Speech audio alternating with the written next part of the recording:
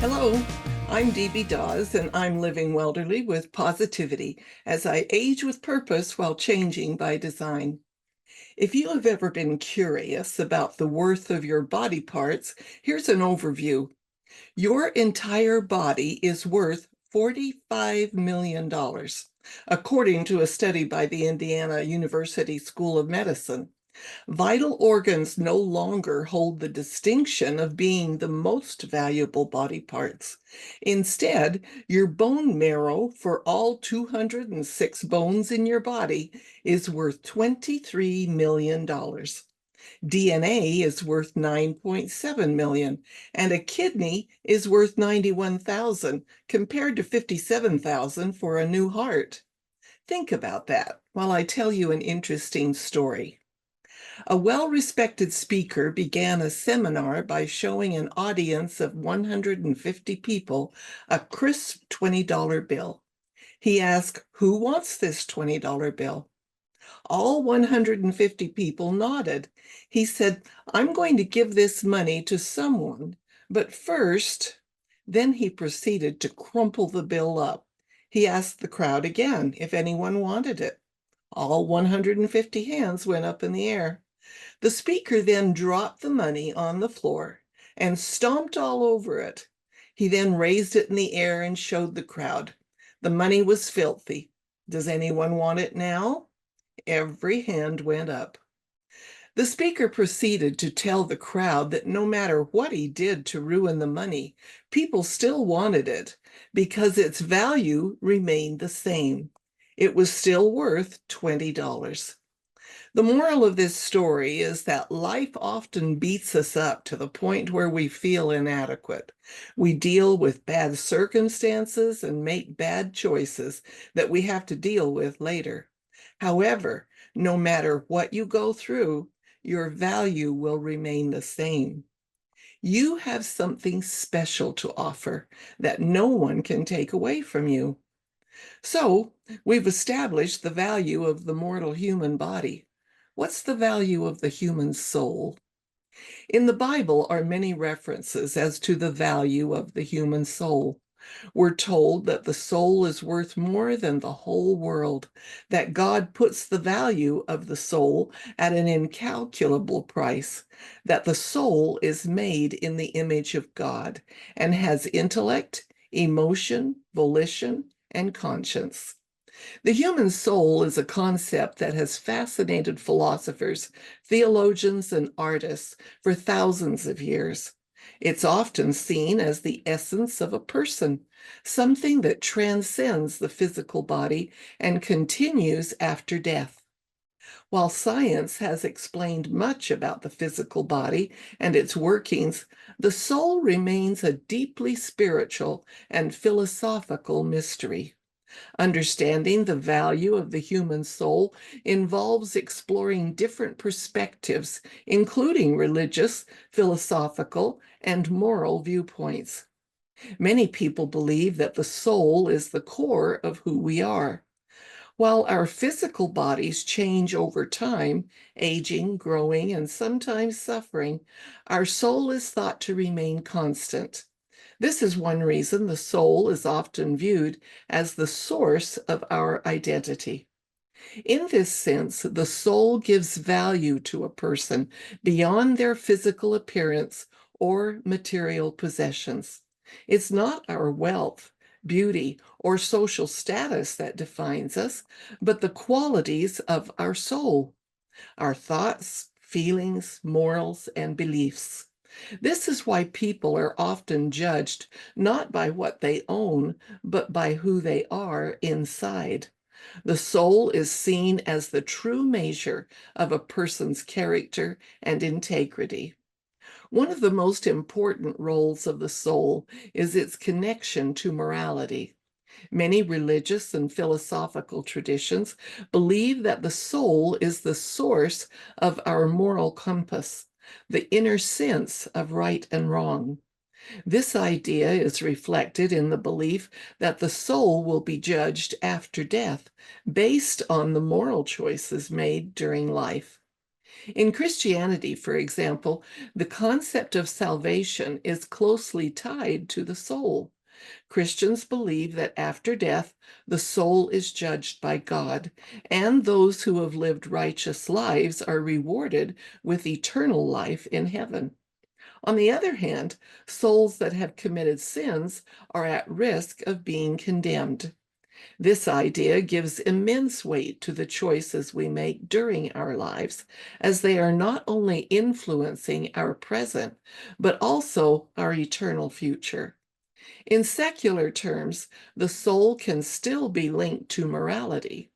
Many people believe that even without a religious framework, the soul represents our conscience, the part of us that feels guilt when we do something wrong, or pride when we do something good.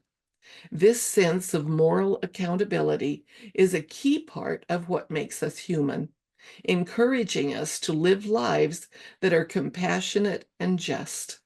Whether or not we believe in a divine judgment, the existence of the soul drives us to make decisions that reflect kindness, honesty, and responsibility. Beyond questions of identity and morality, the soul is also deeply connected to our search for meaning. Humans have always sought to understand their place in the world and the purpose of their existence. For many, the soul offers a way to answer these profound questions. The soul is often thought of as eternal, existing beyond the temporary nature of our physical lives. This belief gives comfort to many people, helping them cope with the fear of death. If the soul lives on after the body dies, then death is not the end, but a transition to a new phase of existence. This idea can make life's struggles and hardships more bearable, as they are seen as a part of a larger spiritual journey. Religious traditions frequently emphasize the value of the soul in understanding the purpose of life. In a more philosophical sense, even those who do not follow a specific religion can find value in the concept of the soul when searching for meaning. The soul can be seen as a metaphor for the human capacity to love, create, and strive for something greater than mere survival. By recognizing the depth and complexity of the soul, people can find meaning in their personal growth, relationships, and contributions to society. The belief in the human soul also has important implications for how we treat others. If we believe that every person has a soul, it follows that each person has inherent worth and dignity. This belief is the foundation of many human rights movements and ethical frameworks. It demands that we respect others, not for their usefulness, wealth, or power, but because of their intrinsic value as human beings. This understanding of the soul has influenced laws, social movements, and international relations. For example, the idea that all people have a soul has been central to the fight for equality and justice.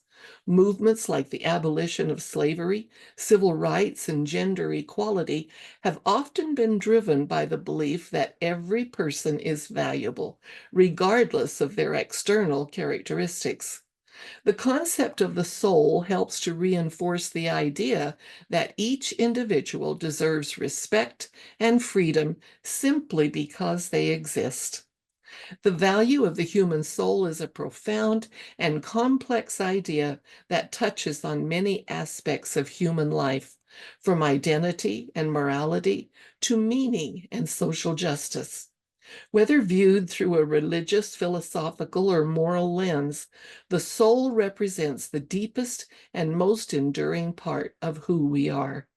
It reminds us that there is more to life than physical existence and material wealth, encouraging us to live with compassion, purpose, and integrity. By recognizing the value of our own soul and the souls of others, we can create a more meaningful, just, and connected world. I have a story today about a woman who certainly knew her value and was determined to share it with the world. In the 1800s, circuses were a popular form of entertainment around the world. In 1858, two acrobats had a baby girl and named her Anna Olga Albertina Brown. It's not surprising that she joined the family business. From a young age, she was an accomplished trapeze artist, tightrope walker, and gymnast. Anna performed under the stage name Miss Lala. She was tiny, under 5 feet tall. Although she looked like a child, she had the strength of a grown man, a very strong man. And that's what set her apart from the other trapeze artists. Being biracial also gave her an air of mystery, which publicists capitalized on when they released stories about her background before her appearances. Rumors were rampant before performances. The more outlandish the story, the more tickets were sold. Anna's act was astonishing and unique. She'd start out by hanging on a hook with a dangling leather strap over a trapeze bar. She'd then bite down on the strap and hang there by her teeth and spin. That was just the warm-up.